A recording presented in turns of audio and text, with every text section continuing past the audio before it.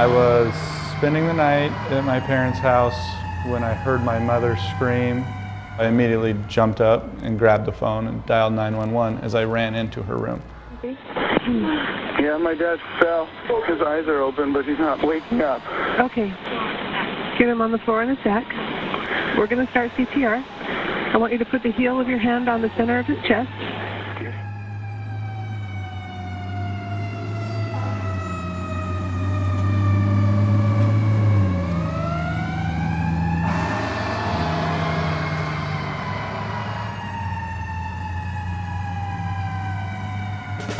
The community-based EMS system was formally launched a couple years ago.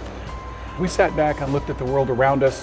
What we came to a very stark understanding is that 75 to 80% of our business is emergency medical. That's coinciding with a time when budgets are down. The challenge for fire response resources is much more intense. It's important for a city like Mesa to have community engagement programs that both focus on prevention of injury and maximizing outcomes when there are injuries and accidents. The dispatch assisted CPR program is basically when someone calls in and they're reporting that someone has suddenly fallen down and they're unresponsive, and we are able to determine that they're experiencing sudden cardiac arrest. We give the caller instructions that are step-by-step, which enable them, even if they have no previous CPR training. Okay, I want you to count out loud for me in groups of 30. Count with me. 1, 2, 3, 4. Julia, the 911 operator, was excellent. She stayed calm. She helped keep me calm and was very clear as to what to do, so I followed her instructions. I am very glad a program like this exists. My dad is now alive to see my wedding next month.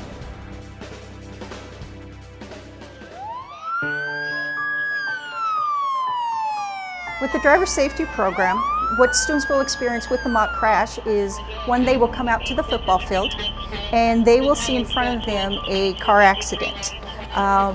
They will hear someone on the radio because everything is through the loudspeaker system. They'll hear the actual 911 call go out. They'll hear the information from our dispatch center as they are bringing out the different units to the call. They are going to extricate the students out of the vehicle. They've all been made up in makeup to show trauma to them. One of the individuals has actually been thrown out of the vehicle, so they're going to see the consequences of having too many individuals in a vehicle without enough seatbelts. Because when you look statistically, 16 to 19-year-olds have the highest incident of crashes within the community because of their inexperience. So anything we can do to educate them to make better choices, this gives us that opportunity to do that.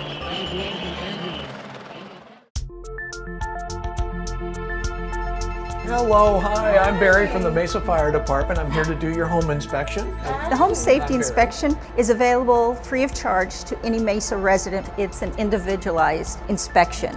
They're looking at fire hazards specifically in the kitchen and ways to avoid burning. They're looking for trip hazards. And then also, like with plugs and having too many electrical items plugged into one outlet. So it's anything and everything involved around that individual as to how they can provide a safer environment for them. There's less falls, there's less trips, especially when you're looking at our senior population. Sometimes what could be a basic fall can turn into an issue with broken bones. It also comes down to less calls for our fire crews. The CPR Lifesaver program is actually two programs. We have the CPR certification class. It's a 4-hour class. They're going to get their card with that at a community level. And then we have our Lifesaver class, and that is community-based. It's teaching a little bit about the emergency services within the city of Mesa. It's teaching what to do with hands-only CPR. We think the CPR program is so important because it's getting out into the community and it's reaching a lot of individuals that may otherwise not be able to learn CPR. When you look at statistics for CPR, the average survival rate is about 10% nationally. In Mesa, we're seeing statistics where people are walking out of the hospital closer to 60%. Mesa Fire and Medical Department's goal is to provide the best service and quality care to its residents.